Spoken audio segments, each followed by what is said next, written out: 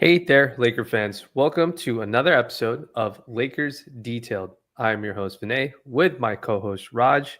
Raj, I am back from my 5-day vacation. The Mhm. Lakers went to Cancun. I went to Hawaii. And I had a nice family trip to Maui. The weather was great. We went to the beach. We went to the pool every single day. We ate ice cream at night before we went to sleep every night. It was a Beautiful. really great time. And I came back. I did try to catch some of the series poolside. Tried to watch some of the Mhm. Minnesota series, some of this Pacers Knicks series, which now both have concluded. And so we're definitely going to get into that. And we're going to discuss the topic of conversation, which has been how to improve the Lakers and a lot of names that keep getting thrown around out there. Before we get to that, how are you doing, my friend? I am doing well. Yeah, I was living vicariously through your IG post of the different beaches and different ice cream, and they all have very interesting names. Random story, but when I was a kid, one of my friends' moms, okay, worked at the airport. Oh, So you're young, Vinay. You don't really like understand or appreciate what's going on, right?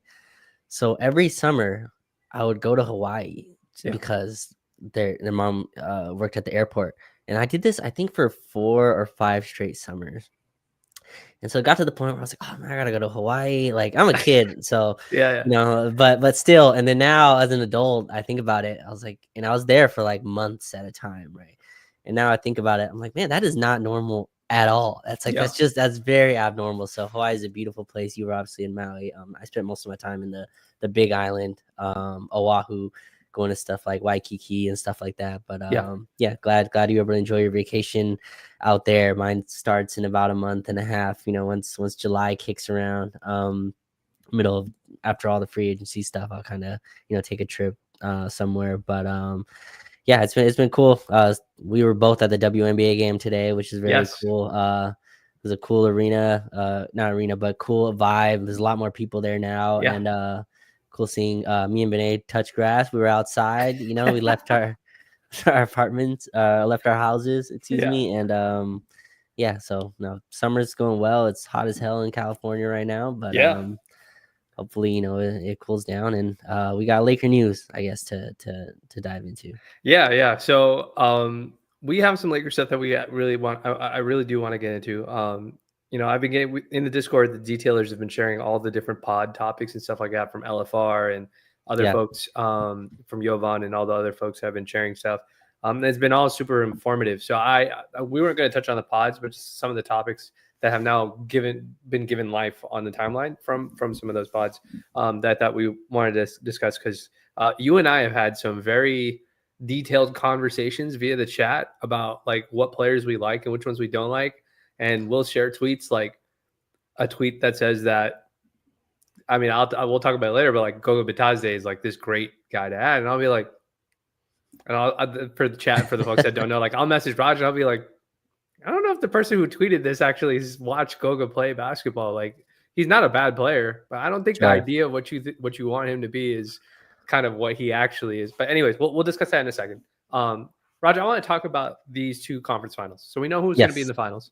It's going to be congratulations to the Indiana Pacers, Tyrese Haliburton, and the Indiana Pacers. I like that you posted about that Lonzo thing, and everybody agreed with Yeah. you because you said I was that what surprised. 2 weeks ago, and I was Right. just like, and I remember I told you, I was just like, I think that's a good comp, Raj. Like, I think Yeah. that's a good way of kind of talking about him. And then you posted it online. Twitter was just validating that your analysis on that one. Um, congrats to the Pacers. Congrats to the OKC Thunder, Mhm. the number one team all season long, is the one that ends up getting to the finals. That's what you would expect. They both did it in different ways. And one Sure. of the things that has come from this, now that both those teams have advanced, obviously Shea is a superstar, but those teams aren't heavily superstar driven. A lot of it Nope. is very team based, scheme based, tactical based, skill based. And I know you and I have had these discussions. We're going to have that discussion now out loud.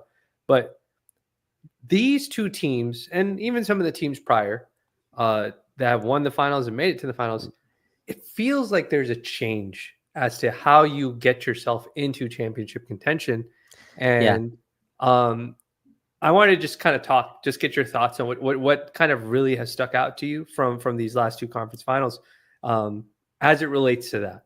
Yeah, So you take it wherever you want to take it, pick whichever series you want, or we can jump back and forth. I don't care. What yeah, what yeah. what what, what do you feel about what you've seen with these conference finals? Really quick on the Lonzo thing. It's interesting because I was expecting kind of pushback on that, and the amount of people, Vinay, that were on the opposite end of pushing back to me of, no, Lonzo would have been better than Mm. Haliburton. Now, I love Lonzo. Me and you, I think, were fans of Big Lonzo Lonzo when he guys. was Yeah. here, right? Kind of explaining to not explaining, but in terms of trying to show that his impact was higher than the averages that he was doing his rookie year, whatever he was doing in terms of box score and surface level stuff.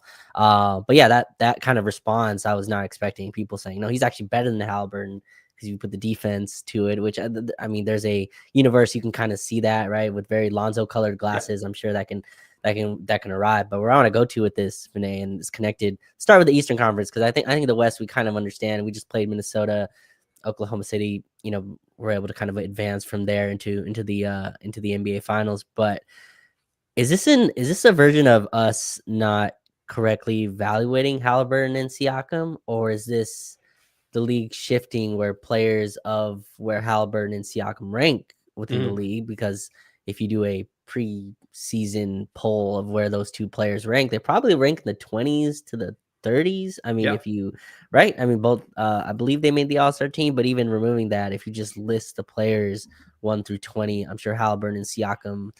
Haliburton to me has moved a tier up, Vinay, just with how the playoffs have Yeah. shaked out. But I want to start with that idea. My guy, LA Clipper Film, put out a very interesting tweet where he was speaking about how who your best two matters less than it ever has. Yeah. And I want to start there. Is that true? Yeah. Is who your top two players? Not that you don't need a great team. I think that's the Yeah. actual point of this, but the top two. Because if you look at this, we can throw OKC in here. J-Dub, wherever you have them, is not in that top 10 Yeah. type of player. Maybe He's maybe not even top 15. Like if people had to rank the top 15 players in the league, he's probably not on there on the top 15. Yeah. Yeah, exactly. Yeah, and where Chet goes eventually in his career is not the point. Just for this season, he's not in Yeah. that tier either. Then obviously with Indiana, you have Haliburton and Siakam, two very unorthodox stars already, but two guys you don't really think of in terms of like if you have that guy on your team, you are a ex, you're an ex team in the conversation. So Vinay, I want to push that to you real quick. Is that true? Like your top two matters less than it ever has? Yeah, we had this discussion in the chat. Like the way I think the way I tried to word it was like the weight of having superstars. The if you had to do a percentage of like a pie of out of 100%, I would say maybe 10 years ago, having two superstars was like 70% of the weight. Or I try to make up a number like 75% of the weight. Like if you have Yeah. two superstars, 75% of the weight is weight in regards to championship contention. But it feels like that number has come down to like 50% now. Like even if you have two superstars, it just feels like teams that are more completely built, teams that have multiple high level role players on their team, even if they don't have two superstars, maybe if they have one like Shea, or if you have a guy like Pascal Siakam who has kind of like a star level series scoring wise, like those role players can really offset whatever the opposing team does. And I would agree with LA Bound. I would agree with just the idea in general that superstars, it's not that they don't matter. I think superstars do matter, but I think the amount of weight on the superstar as to how much they influence actually winning a championship is not as high as it was before. I think that's a fair way of putting it. Yeah. Right. And so one of my examples I think I use in our conversation was the Phoenix Suns, right? You have KD and Booker, two high level superstar, wherever you want to place them, they're up there. And Phoenix was awful. And I think we had this conversation with Bands as well when he was on in terms of what they need and stuff like that. But they seem so far away, Vinay, right? And Bradley Beal, you can put him to the side, has not reached, his potential in Phoenix. But, Booker and KD, I think, in my opinion, 10 years ago, that's a playoff team at least. Like that's at least an offense that carries you enough. But today there's just not enough. There's too many good teams. Another example to me is Milwaukee. Even when Dame was playing, Giannis and Dame, just that level of Yeah, it didn't look talent. good. Yeah. Yeah, that talent meshed together was never an actual threat in the Eastern Conference. Now you look at other teams like Cleveland, Donovan Mitchell, I have ranked higher than most people, but whoever his number 2 is, Vinay, is not a top 30. I mean, wherever you rank Garland is what it is. I have Garland a little bit lower, but you just go at these teams that won a ton of games. There's not a crazy number, top 2 duo on there, which I think the Lakers build is interesting because I think they are still in the old school kind of build with wherever you put LeBron. LeBron would, was second team All NBA.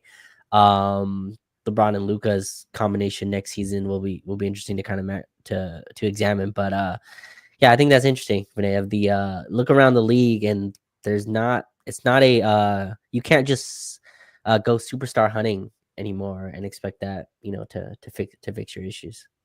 Yeah. This is the way that I think of it. The way that I think of it is so I think the way that I explained it in the chat is the role players that are now coming into the league are much more talented than the ones that we had back in the day, right? So like back in the day, the guy that you had who was like your grunt grabbing all your rebounds and stuff like that, he literally couldn't shoot the ball. Like he was a guy who was just grabbing rebounds, collect a whole bunch of fouls, all that sort of stuff. That's what would happen. But I think now you're getting role players who are very capable of doing more than just one thing. And so the teams that are really good at identifying, this guy is extremely good at this thing, but he's also above average in these things where we need help for those sort of that sort of. So like the Alex Caruso example is always the easiest. So it's the most relevant. It's to especially the Laker fans, right? Everybody talked about Alex Caruso's defense. The Laker fans have talked about it. The entire NBA told Laker fans that you guys don't know what you're talking about. This is some bald white accountant that you guys are just gassing up. That's not that good. Then he goes to Chicago. He continues to do well, and I think he got the all defensive nod. First team all in defense. Chicago, right? And then OKC takes a risk, trades Josh Giddey, and says, okay, we're going to get Alex Caruso, and we're going to extend him. They give him a pretty sizable salary. Say, we trust this guy, and he's clearly paying dividends for him in the draft. The reason why I'm saying this is because one team had identified that he's really great defensively, but other teams found other value in him too as well. They said, no, you know what? We trust his ability. Like he didn't shoot well with us. He shot like 28% from 3 with us, but OKC did something with him to where he's shooting 40% or not 40%, like shooting like high 30s in the playoffs for OKC. He's hitting huge shots. Like teams were playing like I watched the Denver series against OKC. Denver was playing off of Caruso with the assumption that his shooting wouldn't last. Yeah. And he kept knocking down threes. So it's just like, I feel like the role players and Caruso's a G League guy. Raj, he's not like a first round pick. So like, I think teams two things are happening. One is this will be the end of my rant. Not rant, but the end of my monologue. But the reason why the weight of the superstar value is coming down is because role players are getting better. The talent, role player talent coming into the league, or the talent that's coming into the league and then getting shifted into role player roles is better. That's one thing. So the gap is lessening now between teams that don't have superstars and have. But the other thing is the really good teams that are great at identifying those specific role players, they're grabbing those guys like fast. They're like, oh no, we're not just going to grab only Alex Caruso. We're also going to go grab Lou Dort. Oh, we're not only going to grab Lou Dort and Caruso, we're going to go grab Cason Wallace.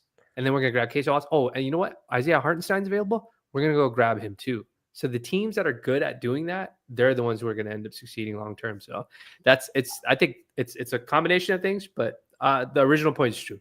I think superstars might not matter as much as we think anymore. Yeah, I'm gonna pull the curtain back a little bit more because I think something you said interesting, offline was we were talking about Sam Presti, I think, and in terms of his successes he's had, and you said I'm gonna butcher what you exactly said, but in terms of he doesn't have a real timeline, right? Yeah, like he doesn't. Yeah, that's my big knock on him. It's an infinite timeline, right? It's just whenever you can and whenever you eventually hit, you hit. And in my opinion, their timeline changed because Shai Gilgeous-Alexander went from a really good young player to a guy who can average 30 points a game, and that completely jumped them. The tanking actually, I saw somewhere the tanking really only got them Chet, I believe, right? Because J-Dub also came from the Clipper trade. Shai obviously came from the Clipper trade. Lou Dort, I'm kind of forgetting in terms of where he was picked. But the reason I bring all this up, Vinay, because I feel like this happens every summer, but again, this summer is obviously magnified with Luka Doncic's arrival, it's before it was, oh, you have LeBron and AD, so you have to hit this summer, right? You have LeBron and AD, you have to hit this summer, okay? And now it's Luka Doncic. You just got Luka Doncic. You better hit this summer. Mm-hmm. And I'm not saying those are false statements. I'm not saying urgency isn't needed. But again, look at the teams at the top. Lou Dort's been there for years, Yes. right? And so, like, Miles Turner's been there for years. Andrew Nembhard, I think this is his second or third year, whatever it is. Aaron Nesmith, I think this is his second year. They have guys that have just been there for a while, and they were able to build. Chet, obviously, I think he's in his third year, was hurt, but he's probably a little bit more pivotal in terms of what they do. But just OKC, Indiana, these teams have been able to not only build a culture, but build a style of play. I went and pulled up a Lonzo clip I posted in 2018, which to me says we've been doing this way too long, but 7 years. Yeah, Oh, man, gosh. it's Okay. we've been doing this way too long. But it was like a Lonzo clip where it kind of just showed his identity and style. He pushed the pace when like everyone was kind of walking up the floor. And I thought about that in terms of Haliburton. That's kind of how Haliburton plays, very much a unselfish style that really, feeds off of everybody and, really creates energy. And Indiana built a team that, perfectly complements that style. And to me, that's a thing you can do year by year and multiple transaction cycles. You can go to a deadline, to a summer, to a deadline, to a free agent signing. Like all that stuff can be connected. But when you're year to year, right? I think it's tougher to do that. I don't think I'm not trying to post bail for the front office, but I'm saying like in terms of there's a team building aspect that I feel like we're missing. Does that make sense? I feel like we went big fish hunting and didn't build anything around that, and now Luke is here, which is great. That is the hardest part. Like, don't get it confused. Getting Shai Gilgeous-Alexander is the toughest part. Getting X superstar is actually the toughest part, but the team building around that to where Luka arrives and it's Austin, LeBron, and Rui as the three guys that you can really look at and trust. I find that disappointing from a team building standpoint where we really didn't have any players come up, through our system that we can trust and say, okay, when we're ready, you can help. Yeah. We're not ready now. Yeah. But we can identify you as a player that will be productive and helpful when the time comes. Do you think we had the infrastructure for that? Do you mean from a like a player Organizational? development? No, not even development, because I think we develop players. I think the Lakers Okay. have done a good job of the guys they do find turning them into usable players.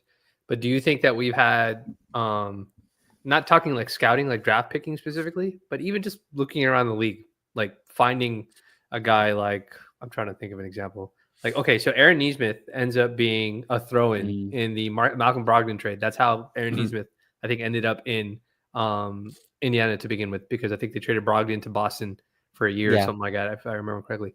So Nesmith, I think, was a first-round pick. Like, he wasn't a bad player, but not a guy that really jumped out. Not that people were clamoring for or whatever. Obi Toppin was a guy, I think they just traded 2 second-round picks to get him. It wasn't like he was a higher draft pick, New York guy, but they just moved on from him, that sort of thing. Like, somebody in Indiana had to look at those players and say, okay, I think we can get something out of this guy that'll work for what we're trying to do basketball wise. And same thing, OKC's done that with different players too, as Aaron Wiggins and those kind of guys that they've gotten. They've done stuff like that. Do the Lakers have, I don't want this to turn into like a referendum on the Lakers, but like, do the Lakers even have that sort of infrastructure where they have people going out there grabbing guys like that? That's a really good question. I think JJ helps in terms of player evaluation. I trust the scouting at least department. Yeah, I think sure. they've done well in terms of being able to kind of pick players from a draft pool. But from the NBA side, I think there's a gap in terms of what the front office sees, and at least previously, maybe with JJ it's different today, but with the coaching, like we went and got Malik Beasley, right? And it was almost like we didn't understand what player we went and got. Like, we went and got a knockdown shooter that obviously has defensive concerns. Not saying Malik Beasley played great, but you go watch him in Detroit. Like, Detroit understands the assignment. It's just we're playing Malik Beasley to shoot. Yeah. Like, and we're giving him, we're promoting him to do that. We're giving the confidence to do that, and we're kind of putting him in positions where he'll be successful to do that. Vanderbilt as well, another player that I feel like we got and really misunderstood in terms of what he is. And these aren't bail for the player. It's just I feel like there's a lot of times players come here and we kind of misuse their talents, and then they go elsewhere and succeed and have success. And we're like, wait, what?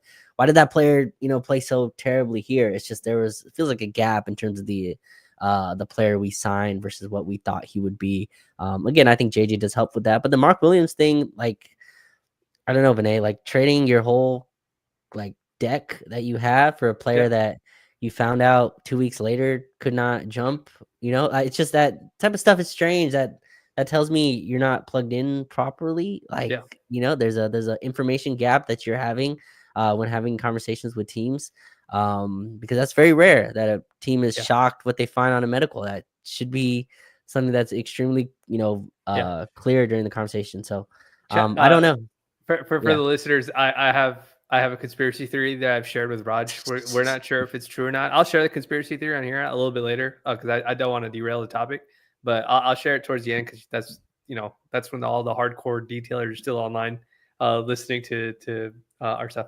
But I'm with you. I think that maybe the infrastructure wasn't necessarily there. I am hoping, I have my fingers crossed that having a guy like JJ Redick, because he's sort of been a journeyman, been around. He's obviously not a high IQ guy in terms of how like he evaluates basketball skill. I think that was one of the things that you and I both liked about him a lot. Like when he really breaks down basketball skill on a like molecular, can't even say it, like on a very granular level. And so I do appreciate that, what we got from that. So I think I'm hoping that JJ's Rolodex. Raj, do you know what a Rolodex is? Yeah, like his like contacts. Yeah. Okay. All right. I'm just making sure. I gotta get. I don't know if you know, but hoping that JJ's that Rolodex is big, and that he has a lot of different people he can reach out to find the right guys that he wants to support this version of the Lakers. So I am hoping that if we didn't have the infrastructure, the IQ before, I'm hoping that we have that now, and they're leaning on JJ for that to some degree, because I do think he does a good job evaluating stuff just based on stuff that you've asked him and the way he's answered some of those questions.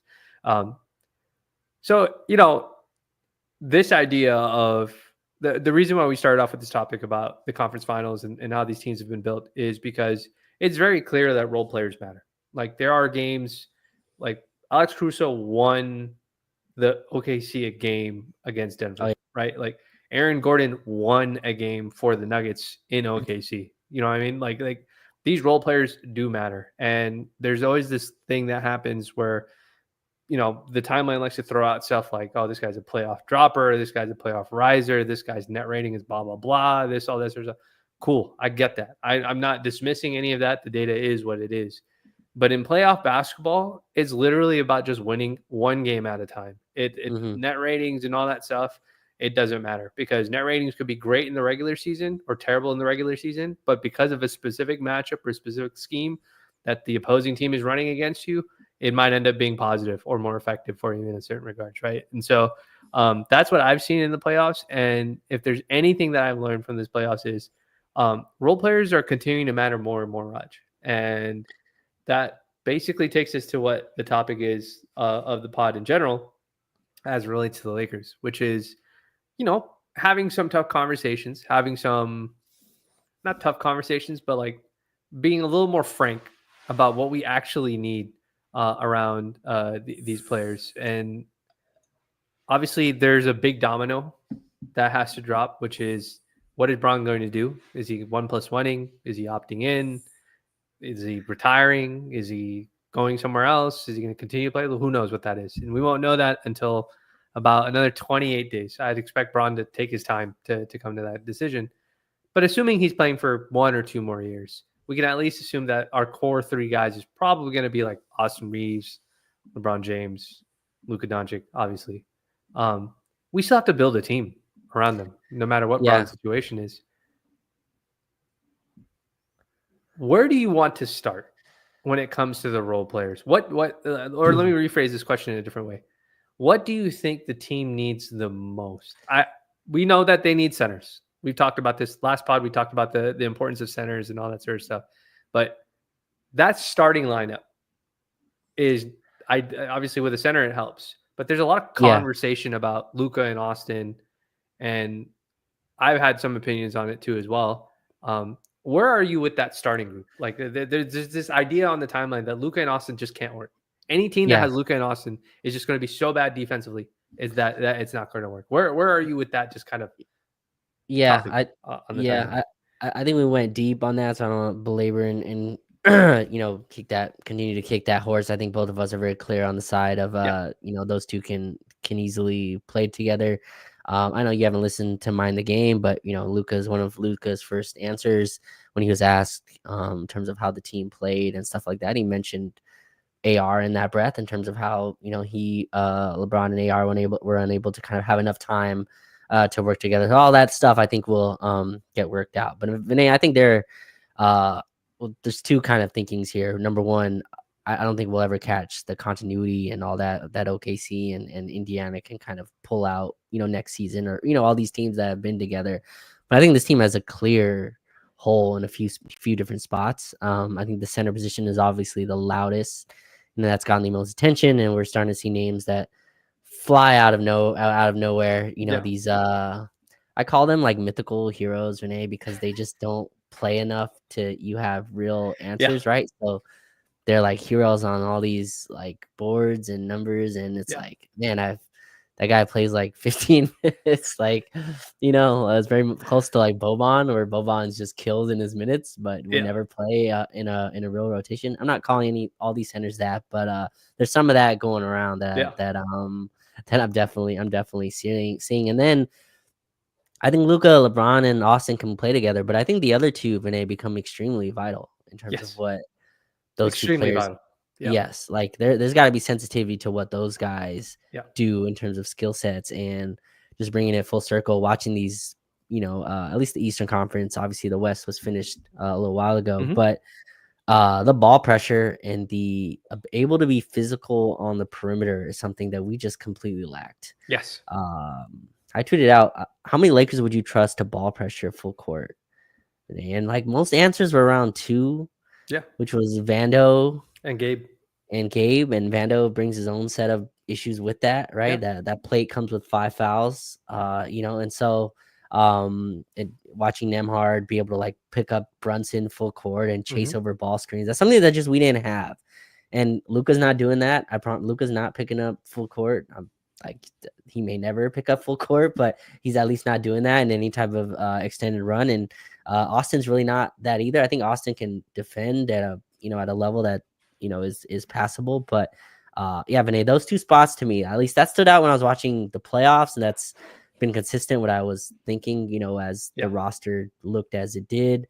Some athletic wing and a center, which I think is viable. I think that's a viable pathway to get to this summer. Now, I think the issue with the Lakers have is they don't want to move Rui to do that, and I think that makes things very tricky, but we don't have to get into that rabbit hole. But are you with me there? At least a center and a athletic defensive wing. I like that's my 2 wish lists this summer, and everything else can kind of fill out, but I think those 2 are extremely vital to a team that's has a 40-year-old starting next to Luka Doncic, who's inept defensively, and then Austin Reeves, who's another guy that can potentially get picked on. I think those other 2 have to be pluses on the defensive end. Like, they have to be good on that end. They can't be average.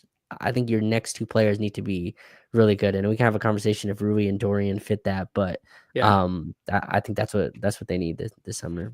Yeah, so one of the things that I definitely took from the conference finals is each one of these teams had 2 guys in that capacity, right? So some teams had more, but in the Indiana Pacers had Aaron Nesmith and they had Nemhard. They basically had a guy who was playing that wing role, defensive wing role, and then you had a guy like Nemhard who was the ball pressure guy or just the perimeter defender.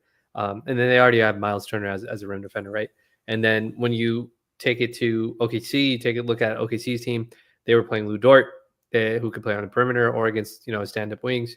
Jalen Williams is also a really great defender too, so I wouldn't discount him. But they also had Isaiah Hartenstein. He's not like a over the top rim defender. Like obviously Chet can block shots, stuff like that, but Hartenstein will get into the mix defensively, crash the glass, that sort of stuff.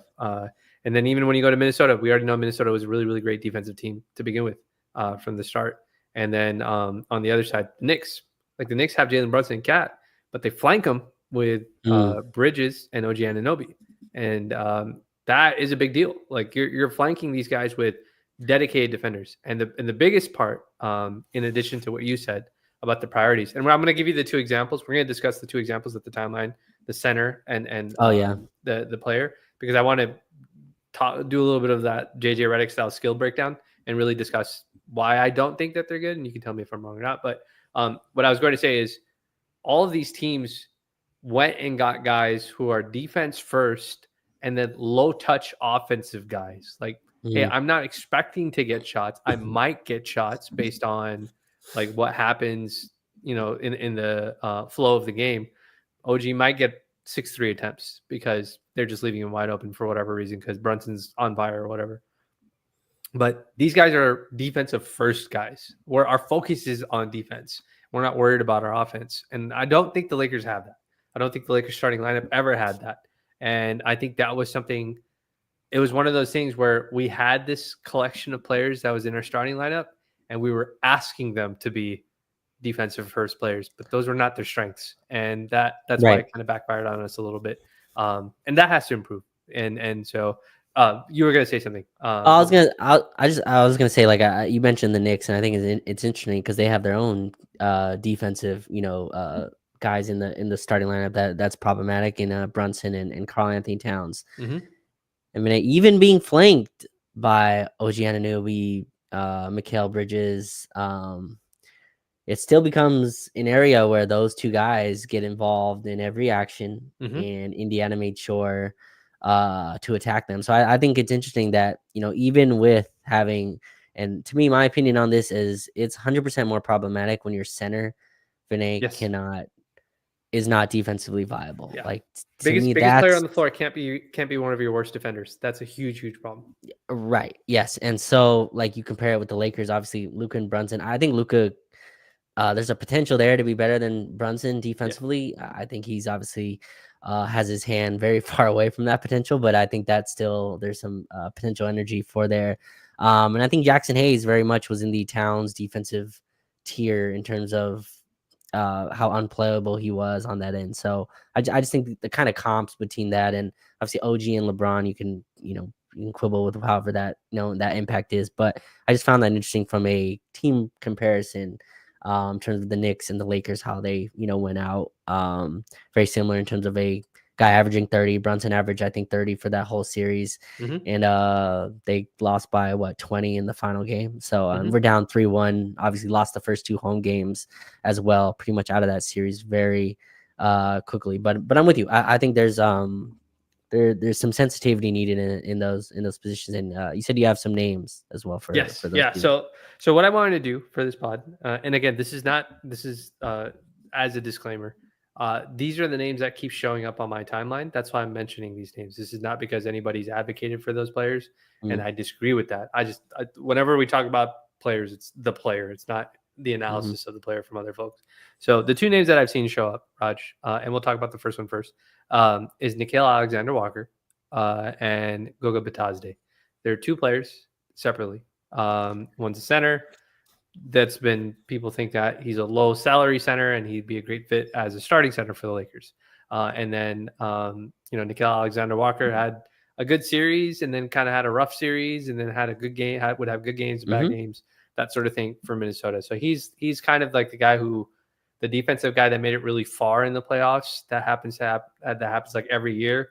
And everybody's just like, oh, this is like the new hot chick, like at school or something like that. And so it looks like Nickeil is that guy for the MLE that everybody wants to spend, the full MLE that everybody wants to spend. So I want to talk about the first guy, Nickeil Alexander. Okay. And I wanted to explain why I don't think he's a good fit for the role that we want him to play. And simply put, the best guards in the NBA, the best ball handlers in the NBA have a lot of strength, have a lot of weight.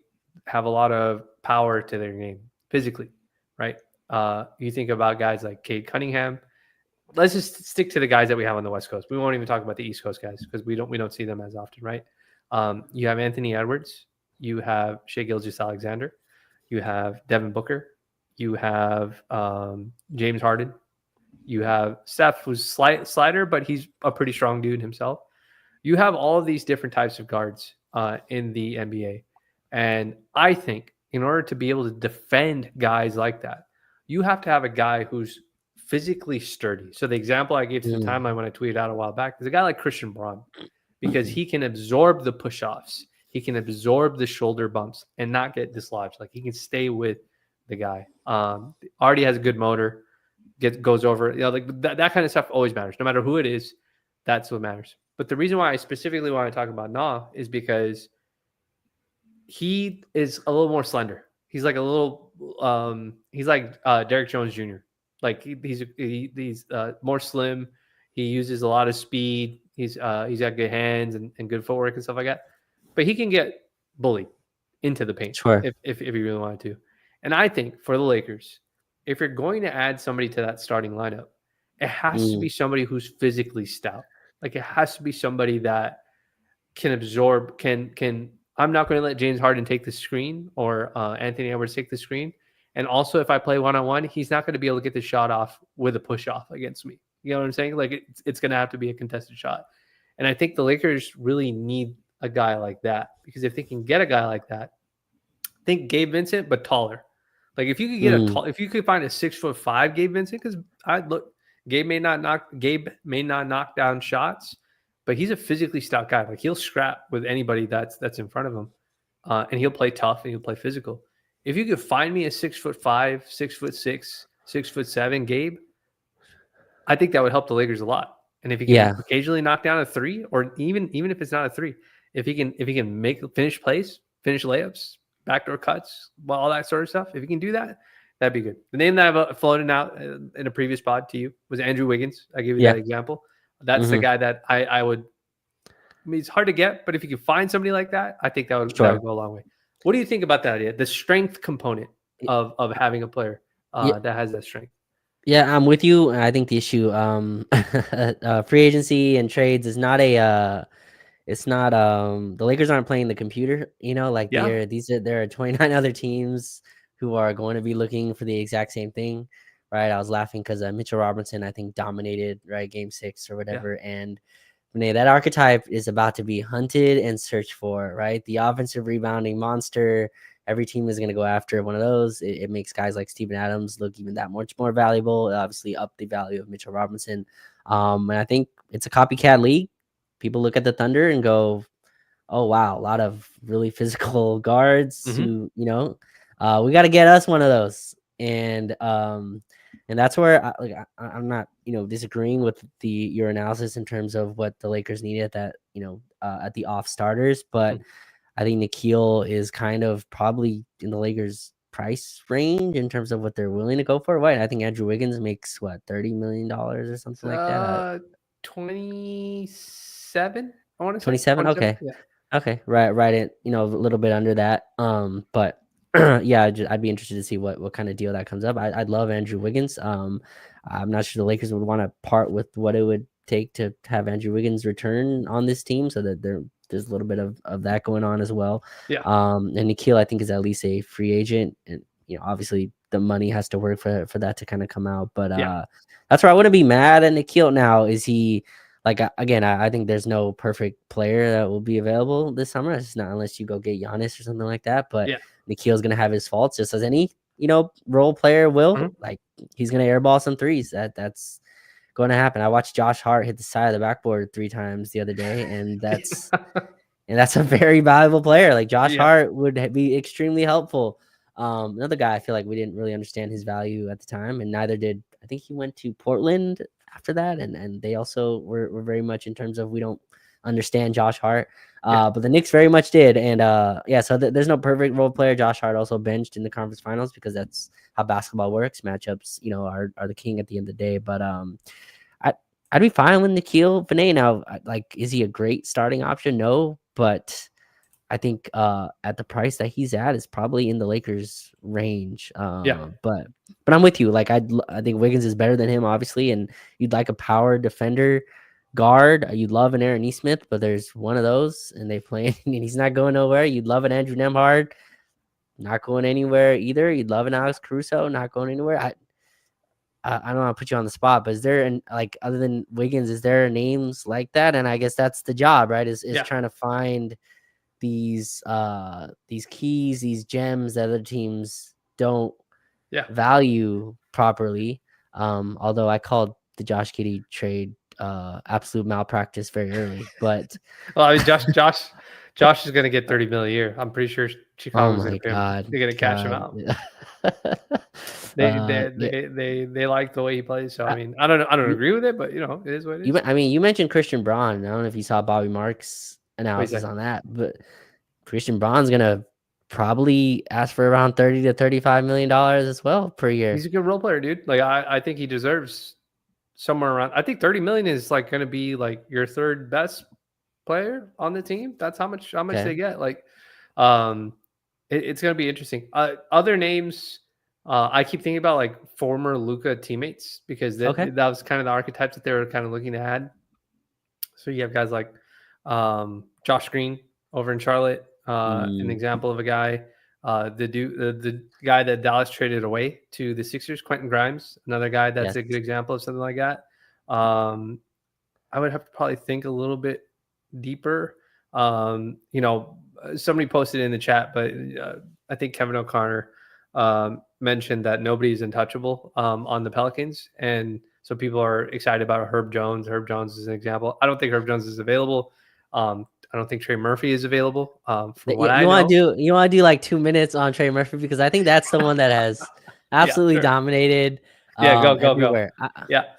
Trey Murphy to me is their best young play. Like to me, they love Trey Murphy. Now JJ Redick also loves Trey Murphy. Trey Murphy is actually signed to his old podcast, so he's actually the new host of the old man in the 3 or whatever, right? Yeah, I think it's like a new man in the 3 or whatever it is now. But anyways, it's a young man in the 3, right? Young man in 3, yes. I've not listened to an episode in a while, but in any case, Trey Murphy obviously is connected in that way. But everything I know is the Pelicans absolutely love Trey Murphy, and obviously the trades. Obviously, it's Austin can get you in any door that exists, right? So any door. So you put Austin Reeves and Trey Murphy and Herb Jones return on the other side.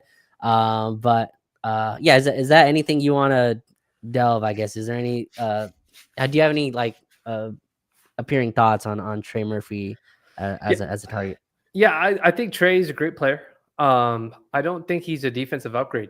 I think he's just tall, and I think that's about it. Like I'm not gonna act like I watch a ton of Pelicans games, but I've never seen him. Not never, and I'm not to say he can or he's not capable of doing it. But I've never seen have you ever seen Trey Murphy defensive highlights trend anywhere, ever? No, it's usually Trey Murphy shooting threes and going crazy from 3 on open threes or coming off of screens and that sort of thing. So it's one of those things where it's just like I like the idea that people are discussing Trey Murphy as somebody, but we're trying to put him into a role that are we doing that thing where we're trying to put him into a role that we think he can do, but he's never been asked to do before, and it's not asked to do that in New Orleans right now. And to add to that, to what you were saying about how much New Orleans likes him, like they like him, like they love him. I've never heard from the folks that I know in New Orleans ever that Trey Murphy would ever be available for any reason. Like he's a good kid, and the same thing with Herb Jones. I think I told this story to you, Raj, when we were in Summer League.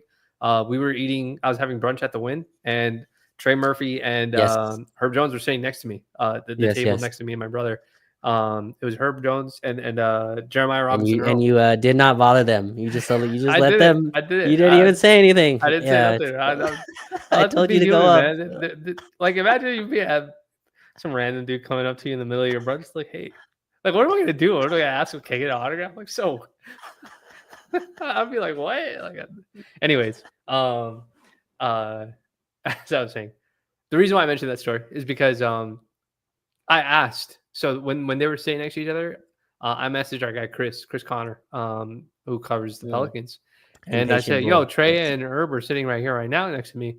Like, do you want me to ask or something? Because he knows guys behind the scenes over there. Oh yeah. And he's just like, no, it's all good. But he said like he told me those two guys are inseparable.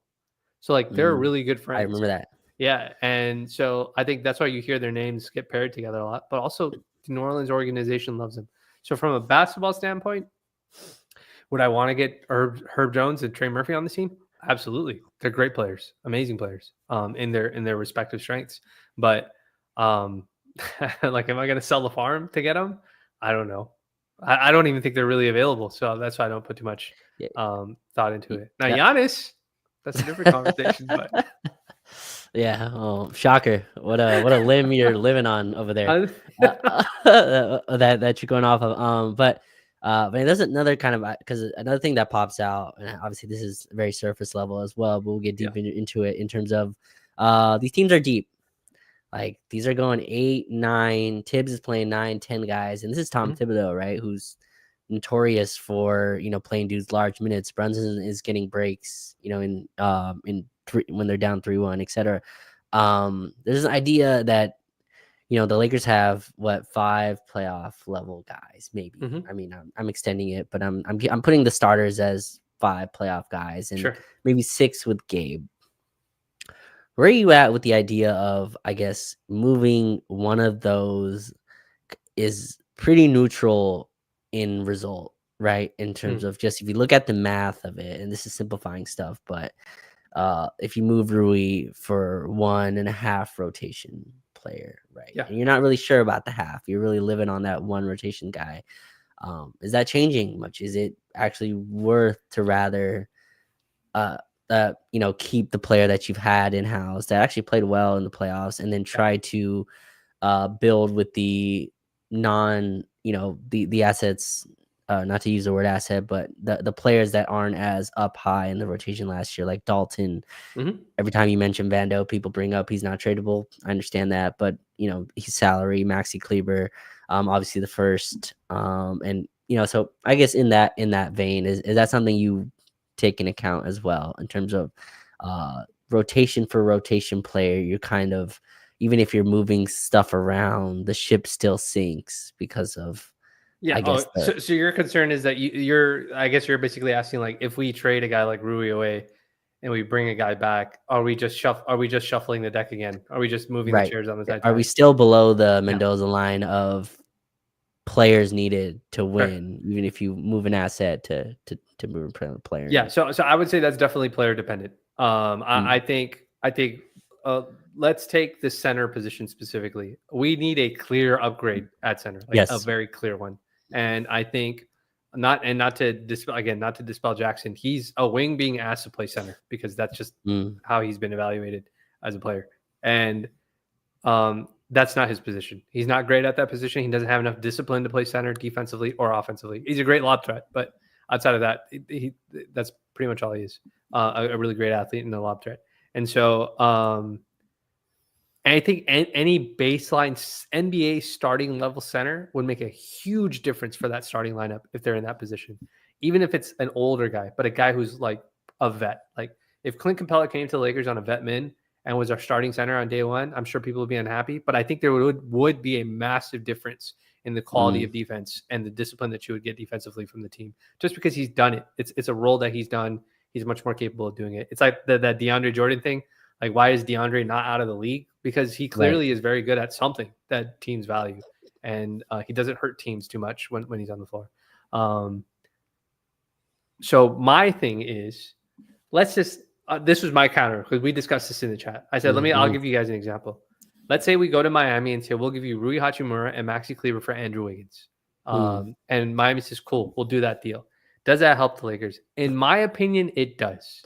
Because it now slides guys into the role into the defensive slots that they're actually capable of defending, which is, and the two guys, honestly, who I'm talking about, Raj, are Luka and LeBron. And I'm not saying that they're equal in terms of what their defensive ability is. LeBron is a much more superior defender than Luka is, or Luka has ever shown in his career. But you want those guys defending more slower footed wings. Right now, because Rui is who he is, he's playing the 4 for the Lakers, and he's often the one having to guard small ball centers and that sort of thing. And I think one of the issues that the Lakers ran into is they were forced to basically play 3 power forwards. Luka's not really a power forward, or he doesn't play like one, but he's built like one, a modern power forward. And when you had 3 guys in those positions, it gets difficult because Luka's not that great at containment, so we have to use Rui. But the real reason why we have to use Rui against Ant-Man is because Ant-Man's really strong, and he's going to push off, and he's going to drop his shoulder. And Rui's the only guy who can absorb all that sort of stuff without giving up a bunch of ground. And obviously we help behind him and stuff like that. So I do think that there is a version of trading Rui or a player out of the rotation and bringing back the right player that can help the rotation overall. And so that's why I keep floating the Andrew Wiggins example or the Christian Braun example, is because I think if the lineup was, instead of the lineup being Austin, Luka, Braun, Rui, Jackson, right? Or Capella. Let's just use Capella as the example because that's the Vetman example. I think that's a good lineup because you have Capella, a really great lob, a solid lob threat, old guy, but a good lob threat and blah, blah, whatever. Or Mark Williams. Let's just say Mark Williams would have been that guy. That's a good lob threat. But I think that lineup can get better if Rui gets swapped for Andrew Wiggins. Because now if you're going Austin, Wiggins, Luka, Braun, Mark Williams, Nick Claxton, Wendell Carter Jr., maybe Goga Bitadze, maybe Clint Capella, maybe whoever you think of. I think now your athleticism has raised enough, and now the roles are very discrete. Andrew, you've got the best wing guy, you got the best perimeter guy on the team, on the opposing team.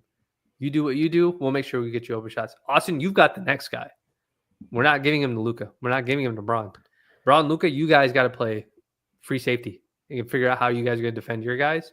And by the way, we're going to have this center that's in the back protecting all of you guys, hopefully. So that's the way I approach it. That's my long answer to it. Let me know what you think of that.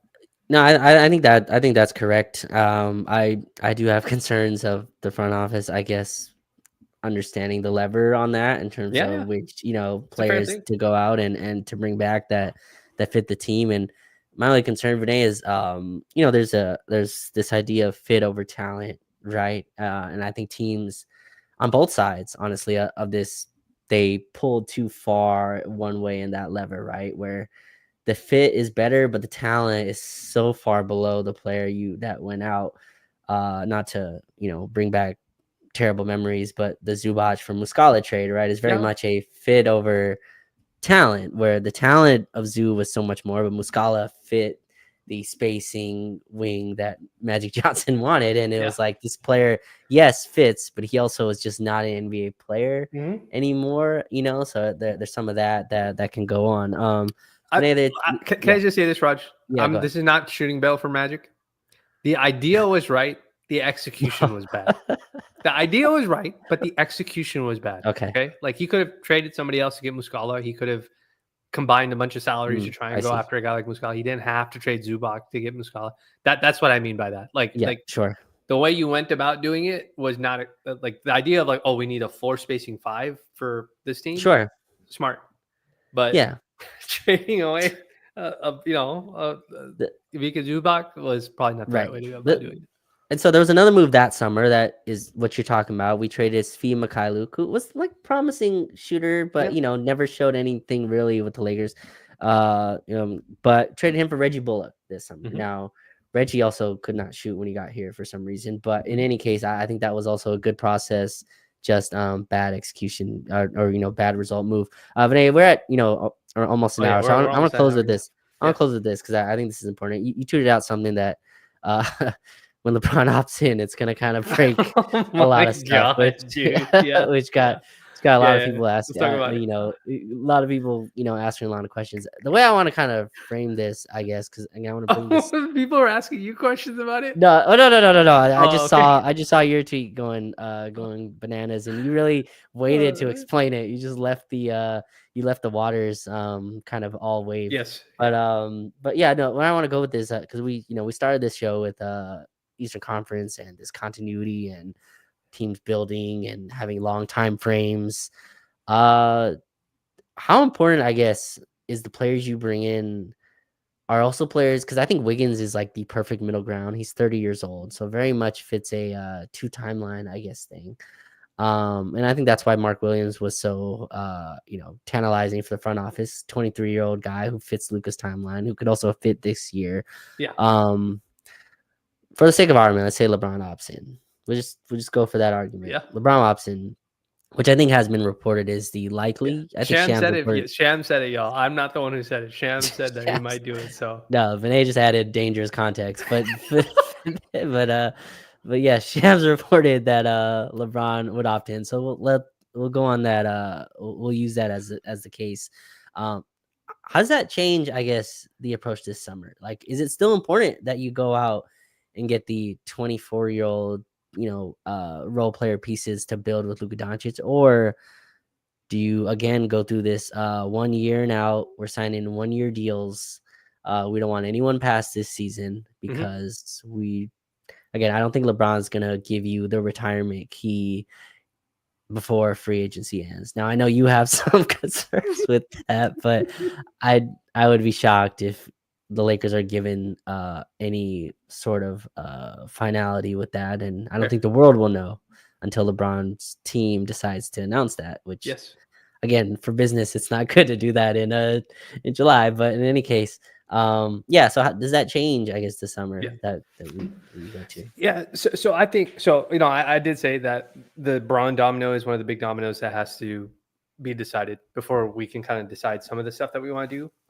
I think if you're building for a team for the future, I think you should always be building for a team for a future. So like you should, if what Rob is saying is the truth, which is this is Luka Doncic's team, or this is Luka's team, we're building around Luka. Everything that we do is going to be based on Luka, basically.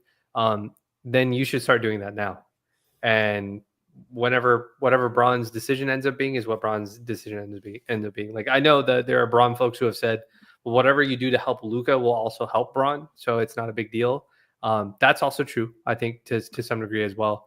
And so I don't see an issue with that. But I don't think you should. There's the term gap year. People have been like, yes, the section of Lakers Twitter that does the doom and gloom like every single day. Like I was like, bro, it's been like 4 weeks. It's not even June yet. And like every single day, you guys are like, oh my God, it's going to be a gap year for the Lakers. It's going to be a gap. It's like, bro, just take a break. Like just take a break. Don't, like, relax, go touch some grass, like everybody tells Raj and I to do at times.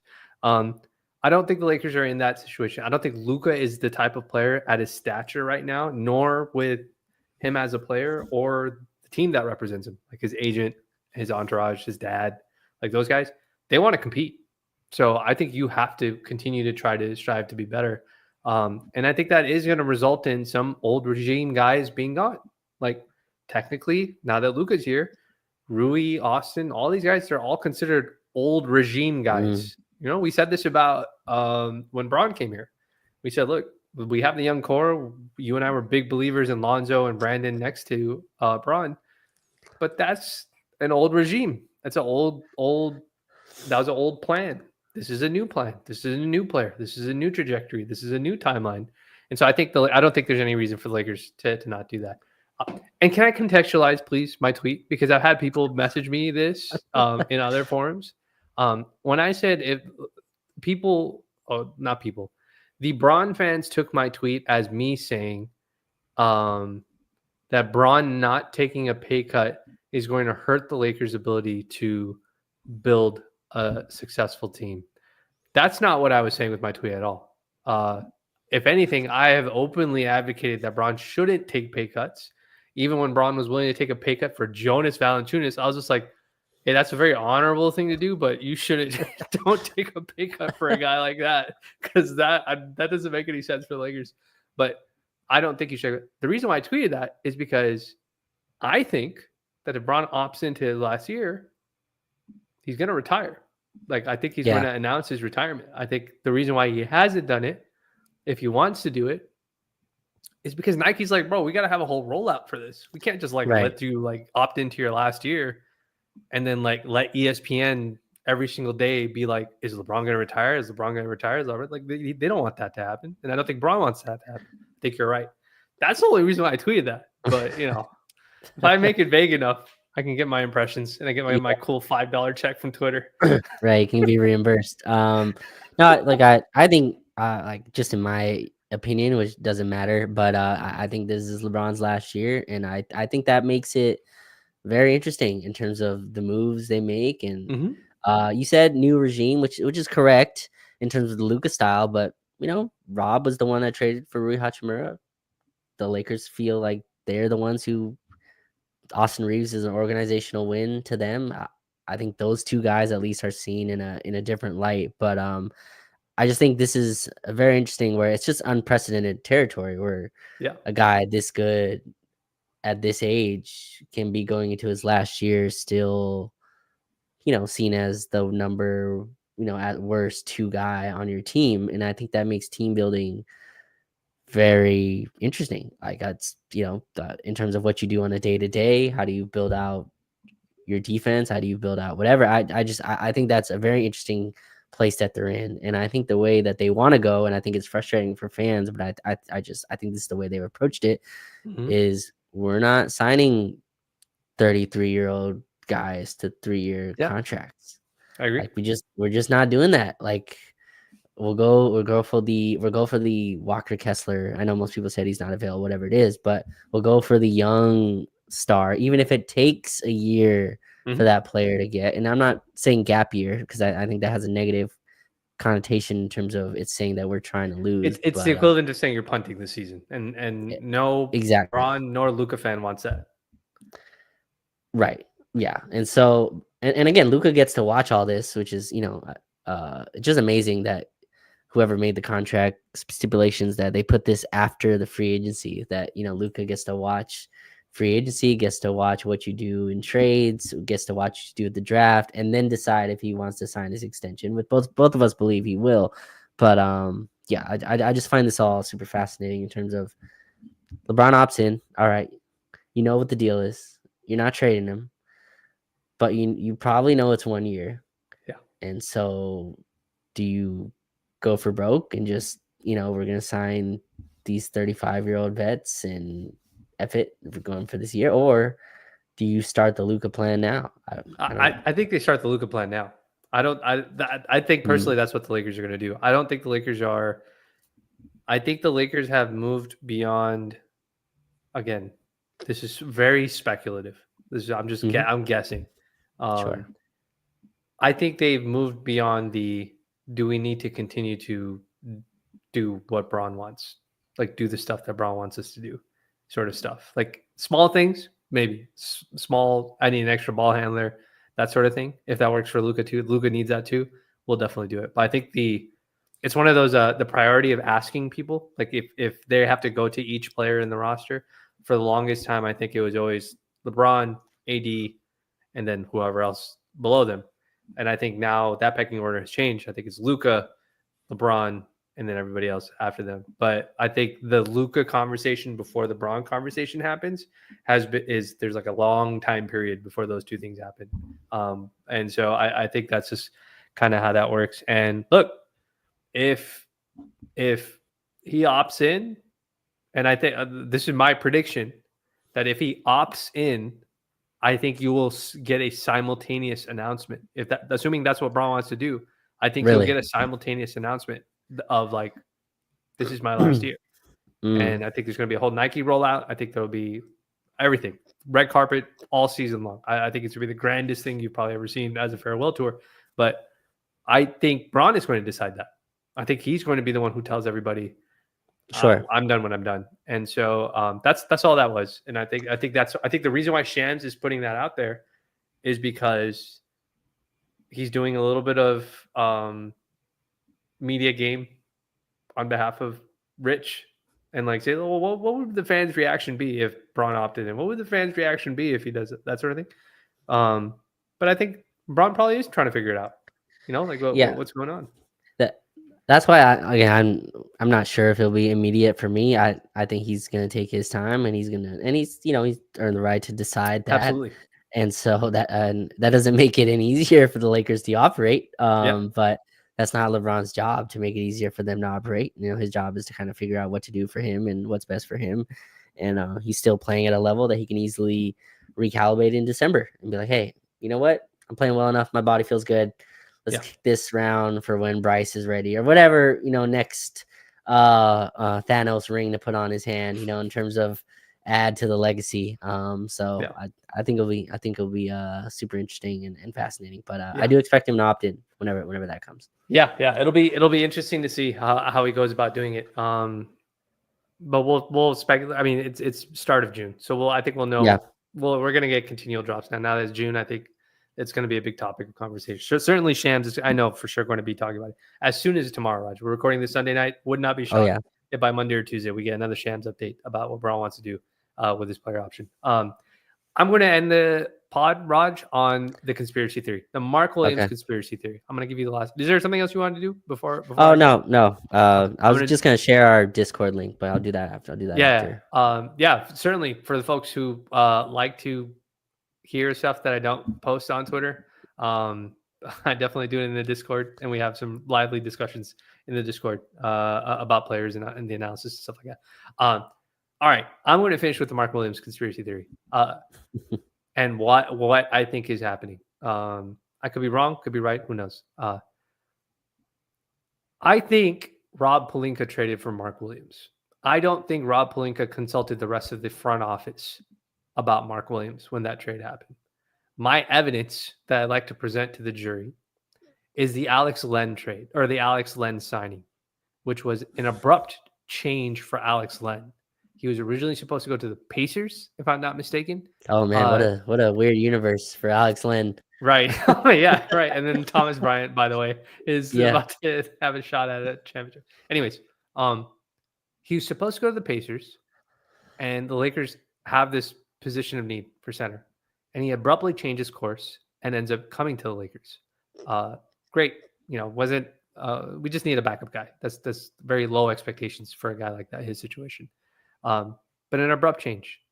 But the evidence that I present to the jury is that we signed Alex Len, but JJ Redick never played Alex Len, which makes me think that decision wasn't made by JJ Redick, by consulting JJ Redick. I think this was one of those things where somebody called Rob Pelinka and said, yo, I rep Alex Len. We're going to go to the Pacers unless you guys happen to have a roster spot for him and have a need for him because you're the Lakers and we can get great visibility for him, blah, blah, all the good stuff that comes with playing for the Lakers if you play well. And Rob's like, yeah, sure, let's do that. And so he signs him. And that's how Alex Len ended up on the roster. Because of that, I think somebody came to Rob with the Mark Williams trade. The rumor is that Charlotte came to LA about the Mark Williams trade. I'm not saying I'm the one who came up with that. It's been some noise that's out there. That Charlotte came to LA and said, yo, we like Dalton Connect. We had him on our board. Y'all need a center. They're both rookie scale guys. You want to trade Mark Williams for Dalton? For some reason, Rob decided to overpay and offer an additional first in addition to Dalton or was it? Yeah, it was the first, right? Yeah. And the swap to get Mark Williams. And we did that trade. Again, I think that was a move that was made without consulting other people. I thought it was a good trade. I thought it was an overpay, but I thought it was a good trade for the player that we were trying to get. Again, good idea, bad process, bad execution. Sure. But then the trade gets rescinded, Raj. And I think this is where this conspiracy part comes up, chat, detailers.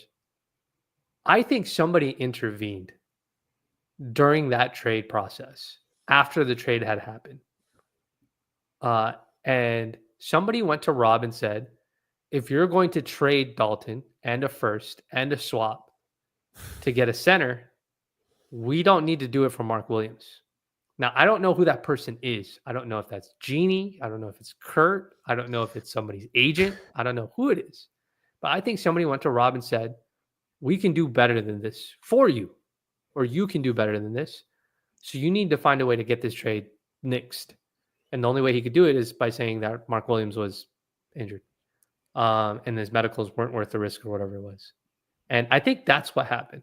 So the total full circle moment we'll never know the truth unless somebody eventually comes out and says what the truth is. But the way that this would kind of be confirmed for me Yeah. personally is if the Lakers use Dalton in that first, or at least Dalton, to For someone immediately else. get the center that they're looking for as their like first strike move. Now, usually, Raj, we've always seen the Lakers be very lazy about when they make their free agent moves. They're like at the very end of like a week will go by, and then the Lakers finally start signing free agents or something like that. If the Lakers go quick, if they go first couple days, right before June 29th is a team option, it's calendar Yeah. flip July 1st, free agents you start hearing about free agents signings right before Summer League. If the Lakers go and land their center really quick and they're using Dalton to get that center, I think that's when we'll find out that I think that will give me like some internal validation. I won't be able to prove it, but I think it'll be something like that. Yeah, super interesting. I forgot the guy who runs the business. Tim Harris, right? I think is in the name that can probably. I think Magic, that when he this is all public information, when Magic Johnson resigned, one of his biggest complaints, not that he had a lot to stand on in terms of what his own results, but he was kind of upset that he didn't have the autonomy to do what he wanted because Tim Harris, who's supposed to run the business, was being too involved in basketball sides, right? Which a lot of companies work that way in terms of whoever's running the money is usually also involved in everything else. But the NBA, you would hope to have some separation of powers there, some balances, checks and balances. But I think that's super interesting. This is a very weird story. I can remember maybe 3 in my entire time following the NBA where a trade has been rescinded after it's been approved, right? And remember, like the way we rescind it, when you turn around and say that the player failed his medical exam, and then the player and the agent is contesting it, you're basically burning the bridge between that agent and that relationship, saying, "Oh, we're gonna burn your client by saying that he's got bad medicals." Like, why would that agent ever want to work with you again, with the risk of knowing that you could do something like that to one of his clients? And Mark Williams was pissed to the point where he was celebrating us getting knocked out of the playoffs on Twitter.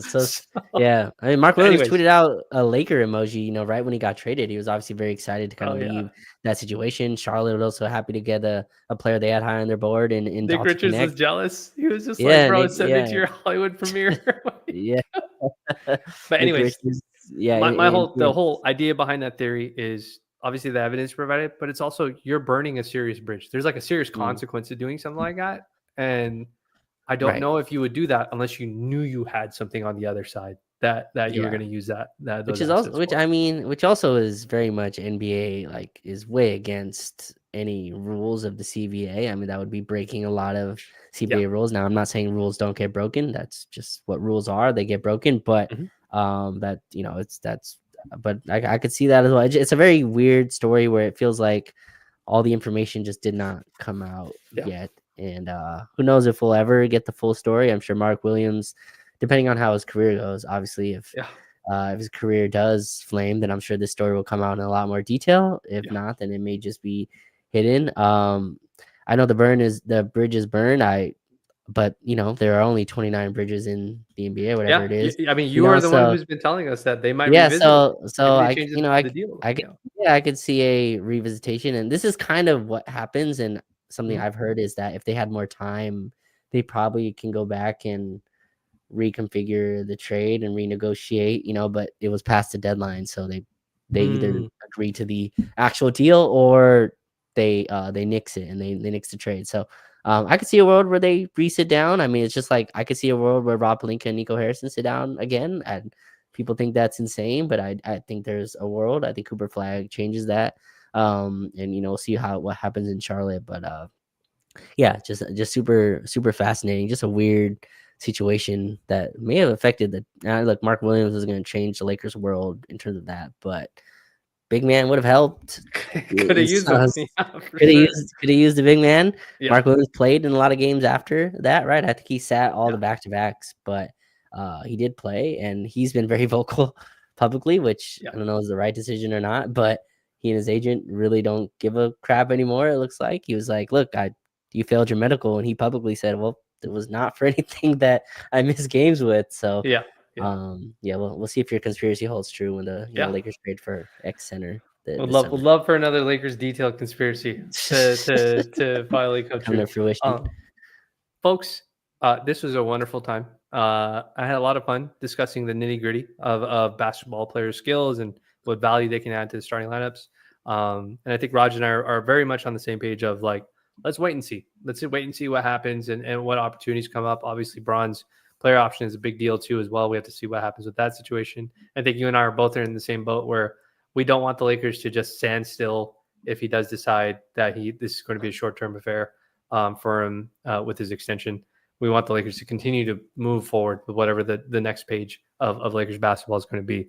But folks, we appreciate you. It's an hour and 15 minutes on Sunday night. We hope you've had a wonderful week. Hopefully you guys had a great Memorial Day weekend since we last recorded. There's always news coming out. The Mind the Game pod part 1 is out. We still have to dive into that, see what we can get from that. And I think part 2, part 3 will come out eventually. And hopefully they talk about the series, the Minnesota series, so we can glean some information from that too as well. But as always, folks, we appreciate you. Whether you're on YouTube or on X, if you can go like and subscribe to the videos, we appreciate it. If you want to join the other detailers in the Discord, you could do that too as well. We're always chatting about different Lakers news stuff because every single day there's news. But as always, we appreciate you. We hope you're having a wonderful day. And whenever you listen to this, you can play it back on YouTube. I'll get it up on Apple and Spotify. But if nothing else, we hope you have a wonderful day. And we'll see you in the next one. Take it easy. Peace.